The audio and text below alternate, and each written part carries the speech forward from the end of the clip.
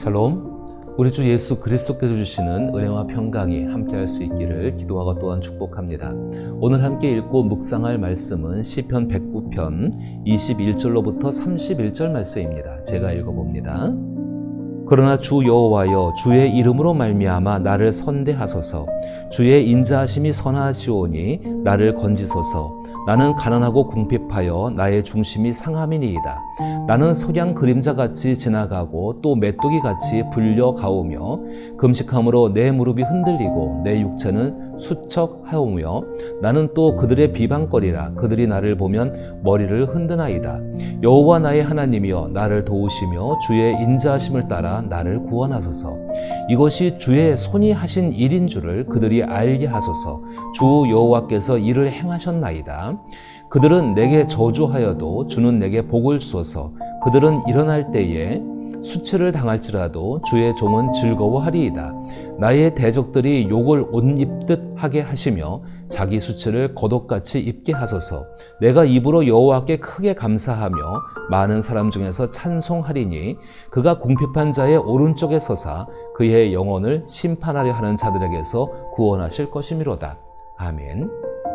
어제 시편 109편의 전반 부분을 생각해 보았습니다. 그 부분은 신약 성경에서 이 부분을 바라봄으로 말미암아 미워할 수밖에 없는 대적으로 인한 그 감정과 상황으로부터 자유함을 얻게 했었고, 미워하는 원수에 대한 저주가 무엇을 의미하는지를 생각해 볼 수 있었습니다. 그것은 공적인 예배 가운데 하나님의 법정에 탄원하고 그리고 최종적인 구형을 선고하는 것과 같다고 말씀을 드렸습니다. 그리고 이제 하나님은 판단하실 것이고 행동하실 것입니다. 오늘은 두 번째로 하나님을 사랑하는 사람이 미워하는 원수들 속에서 미움, 분노, 저주와 같은 것에 휩싸였을 때 우리의 중보자는 어떻게 기도해 주실까를 생각하며 예수 그리스도께서 주신 믿음을 가진 사람에게 하나님을 사랑하는 사람이 미워하는 원수로 인하여 받는 고통이 성령 안에서 어떤 의미인지를 생각하고자 합니다. 시편 109편은 사도행전 1장에서 베드로가 인용을 하고 있습니다. 이것을 통해 사도행전 1장에서 예수의 승천 후 예수님의 말씀을 따라 성령을 기다리며 기도하던 사람들 속에서 어떤 생각이 있는지를 엿볼 수가 있습니다. 성령을 기다리며 기도한 다락방에 모인 사람들에게는 시편 109편을 통하여 자신들에게 일어난 일과 일어날 일을 바라보며 기도할 수 있었습니다. 누가는 사도행전 1장 16절에서 베드로가 시편 109편 8절을 인용하여 말하는 것을 기록합니다. 베드로는 시편 109편 8절에 그의 연수를 짧게 하시며 그의 직분을 타인이 빼앗게 하시며를 인용합니다. 그래서 사도행전 1장 16절에서 형제들아, 성령이 다윗의 입을 통하여 예수 잡는 자들의 길잡이가 된 유다를 가리켜 미리 말씀하신 성경에 응하였으니 마땅하도라라고 말합니다. 예수의 십자가 죽으심과 부활 이후에 주 예수를 따르는 사람들이 가룟 유다를 어떻게 생각했는지를 말해주는 대목이기도 합니다. 그들은 시편 109편을 통하여 가룟 유다를 이해하고 받아들이고 있습니다. 이 같은 일을 통해 누가는 후대 사람들은 시편 109편을 어떻게 생각하고 있었는지를 말하고 있는 것입니다. 첫 번째로 시편 109편의 저자는 다윗과 같은 고통을 경험하는 사람들이라는 것입니다. 성령 안에서 다윗이 경험했던 고통은 하나님을 신뢰하고 따라가는 사람들이 경험하는 고통으로 일반화되어진 것입니다. 이것은 다윗과 함께 하셨던 하나님께서 오늘날에도 함께 하시기 때문에 시편 109편에서 표현하는 고통, 대적에 대한 저주, 절망적인 현실, 그리고 하나님으로 인한 확신이 누구에게나 있는 현실이라는 것입니다. 이를 통해 오실 메시아께서 자기의 고통과 저주를 가진 마음에서 구원해 주시기를 바라는 것입니다. 두 번째의 의미는 하나님께서 고통 속에 있는 사람들이 어떻게 기도해야 할지를 미리 말씀해 놓으셨다는 것입니다. 기도의 문구를 암송하는 것이 아닙니다. 또한 하나님을 찾기 위해서 기도하는 것이 아닙니다. 미워하는 원수들에게 고통받고 있는 사람들을 찾으시는 하나님께 어떻게 반응해야 하는지를 말하고 있는 것입니다. 개인적으로 고통을 통해 성령께서 고통받는 사람의 입으로 그리스도의 고난을 예언하게 했다는 것입니다.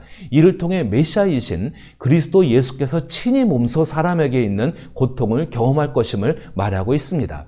세 번째의 의미는 시편 109편의 8절의 말씀이 가룟 유다, 즉 그리스도의 대적들에 대한 종말을 예언하고 있는 것처럼 시편 109편의 시인에게 있어서 대적들의 종말은 아직 이루어지지 않은 채로 있는 바라는 바이지만 말씀이 이루어짐으로 지금의 그리스도인들은 대적들에게 이미 승리하신 예수 그리스도를 바라보므로 현실의 대적으로 인한 고통에서 자유를 얻게 한다는 것입니다. 그들의 종말을 알고 있기 때문입니다. 이처럼 베드로의 시편 109편 8절을 인용한 것을 생각해보면 시편 109편은 하나님의 아들이며 메시아이신 주 예수 그리스도를 믿는 믿음 가운데 대적으로 인한 현실적인 고통 속에서 예수 그리스도를 바라봄으로 무엇을 기도해야 할지를 알려주고 있습니다. 이미 살펴본 것처럼 시인은 미워하는 대적에 대해 공적인 예배 속에서 기도했습니다. 그것은 하나님의 법정에서 말해진 최종 구형이었습니다. 이렇게 기도할 때 늘 드는 생각이 나는 그러면 어떠한가 라는 자기 반성적인 생각일 것입니다. 이렇게 기도하는 공동체의 예배는 과연 하나님께 정당한 것인가에 대해 생각해 보게 됩니다. 그런데 우리의 중보자가 되시는 주 예수 그리스도는 공동체의 예배 속에서 기도하는 우리들을 하나님의 법정에 기소하지 않으십니다. 이미 예수 그리스도께서는 당신의 목숨값으로 하나님께 나아갈 수 있게 하셨기 때문입니다. 그리고 주 예수의 목숨값으로 하나님께 기도할 수 있는 사람들의 모임이 예배하는 공동체입니다. 주 예수께서 악인들에게 피해를 받으신 것처럼 그리스도 예수의 피값으로 구원을 받은 사람들은 하나님 법정에서 피해자일 수밖에 없습니다. 피해자가 하나님께 아뢰야 할 것은 주 예수 그리스도가 악인에 의해서 고통을 받으신 것처럼 공동체 예배 안에서 기도하고 있는 자신도 고통을 받고 있다는 사실을 아뢰는 것입니다. 21절에서 29절은 시인의 절박한 현실입니다. 그것은 시인에게 말할 수 없는 고통입니다. 그러나 주 여호와여 주의 이름으로 말미암아 나를 선대하소서.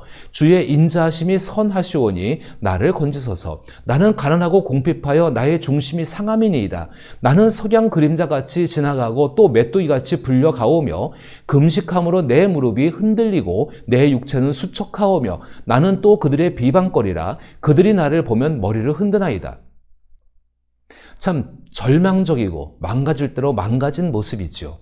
이 부분을 유진 피터슨의 메시지 시편에서 이렇게 의역했습니다. 오 하나님, 나의 주님, 직접 나서 주소서. 주께서 능히 할 수 있으니 나를 위해 기적을 일으키소서.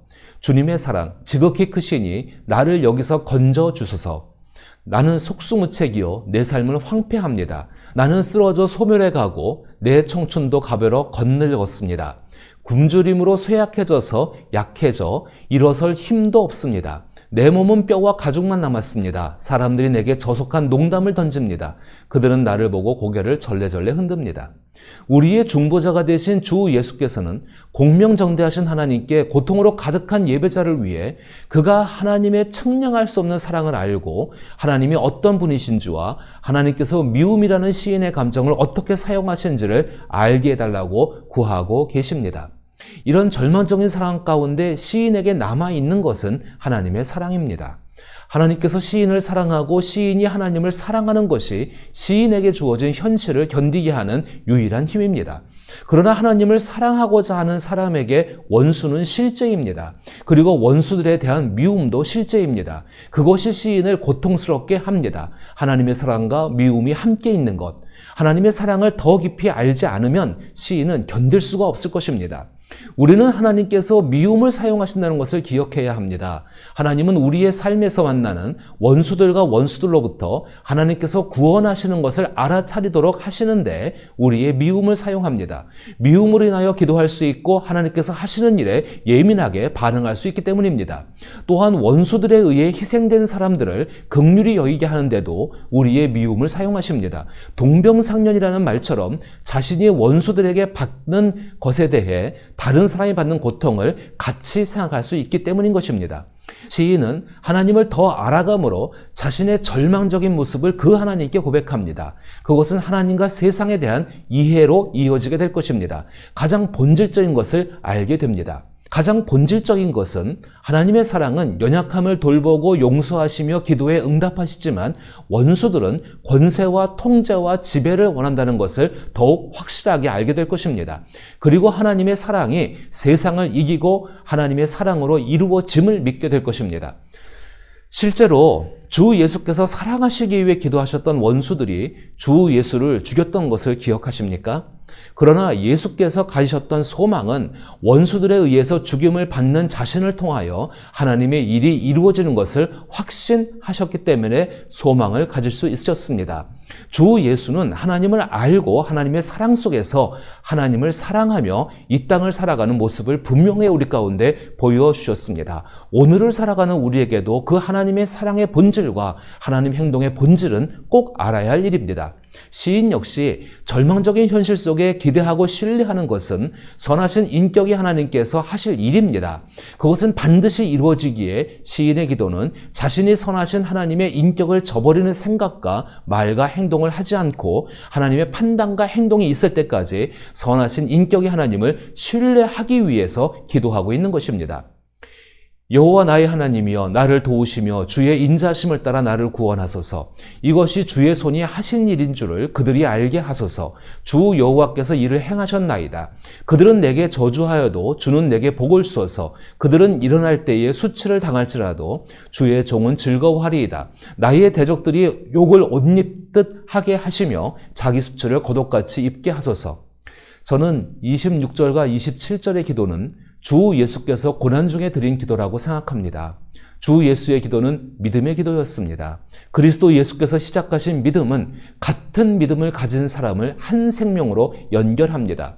이처럼 같은 믿음으로 기도하면 시간과 공간을 초월해서 동일한 감동을 받습니다. 그것은 주 예수께서 주신 믿음으로 기도하는 모든 사람에게 성령께서 함께 하시기 때문입니다. 26절부터 29절에서 시인은 하나님을 신뢰하는 믿음으로 기도합니다. 그때 받은 감동은 성령의 도움으로 십자가를 지고 골고다에 오르시는 주 예수의 마음입니다. 성령만이 알 수 있는 하나님 아들의 마음 깊은 곳에 있는 것을 시인도 절망 중에 느끼고 있습니다. 이 같은 성령의 일은 지금도 하나님 말씀에 대하여 자기 자신이 믿음으로 반응하고자 하는 사람에게 동일하게 나타납니다.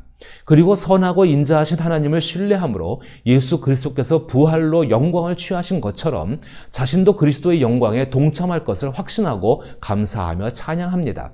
30절과 31절은 시인의 확신이며 공적인 예배의 마침에 해당합니다. 내가 입으로 여호와께 크게 감사하며 많은 사람 중에서 찬송하리니 그가 궁핍한 자의 오른쪽에 서사 그의 영혼을 심판하려 하는 자들에게서 구원하실 것이미로다. 하나님께 운명을 걸고 선하신 하나님의 인격을 신뢰하며 닮아가고 하나님의 말씀과 약속을 따라 살아가는 사람의 오른쪽에는 하나님께서 서 계십니다. 주 예수의 뒤를 따랐던 바울은 기도 중에 주께서 서 계심을 느꼈습니다. 그리고 디모데후서 2장 17절과 18절을 통해 주께서 내 곁에 서서 나에게 힘을 주심은 나로 말미암아 선포된 말씀이 온전히 전파되어 모든 이방인들이 듣게 하려 하심이니 내가 사자의 입에서 건짐을 받았느니라. 주께서 나를 모든 악한 일에서 건져내시고 또 그의 천국에 들어가도록 구원하시리니 그에게 영광이 세세토록 있을지어다. 아멘이라고 말합니다. 누구든지 다윗처럼 시인처럼 주 예수님처럼 바울처럼 대적들 때문에 고통을 받을 수 있습니다. 더욱이 원수와 대적은 거침없이 악을 행함으로 하나님을 의지하는 사람들을 절망적인 상황에 몰아넣습니다. 그러나 주 예수께서 주신 믿음으로 한 성령 안에서 동일한 위로와 격려를 받습니다. 그리고 하나님은 예수를 그리스도요 하나님의 아들로 믿는 믿음의 공동체를 통해 나타내십니다. 공동체의 공적인 예배, 그것은 하나님께서 찾아오신 장소이며 시간입니다. 더욱이 주 예수의 십자가에서 죽으심과 부활 이후에 그리스도인들이 모여 하나님께 드리는 공예배는 하나님의 말씀과 약속이 이루어졌음을 믿으며 하나님의 사랑의 깊이와 넓이와 높이를 알아가며 주 예수 그리스도의 믿음에 자신의 뿌리를 내리며 성령의 도움으로 세상 속에서 하나님께서 맡기신 자신의 삶을 살아가는 능력을 얻게 합니다. 우리는 공예배를 통하여 자신을 절제할 수 있으며 달려나갈 때와 멈출 때를 구분하는 능력을 얻을 수 있습니다. 시편 109편이 공예배를 통하여서 하나님께 드려진 기도인 것처럼 말입니다. 공동체의 공적인 예배가 무능한 것이 아닙니다. 공동체의 공예배 가운데 무익한 것을 즐겨 행하고 스스로 만족하는 사람들이 무능한 것입니다. 그것이 슬픈 현실이지만 무익한 예배를 행했던 예루살렘 성전에 오신 예수님을 생각하며 소망을 얻습니다.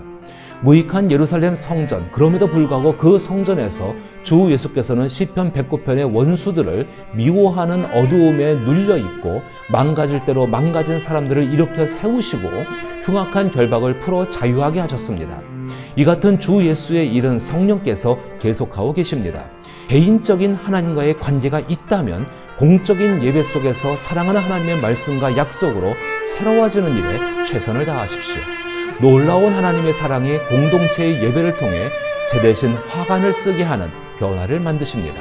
당신이 참여하는 공예배에서 이미 계신 하나님께 있는 모습 그대로 반응할 수 있기를 바라며, 아직 공예배를 드릴 수 없는 환경과 상황이라면 우리의 성령께서 당신을 인도해 줄 수 있기를 나사렛 예수 이름으로 축복합니다.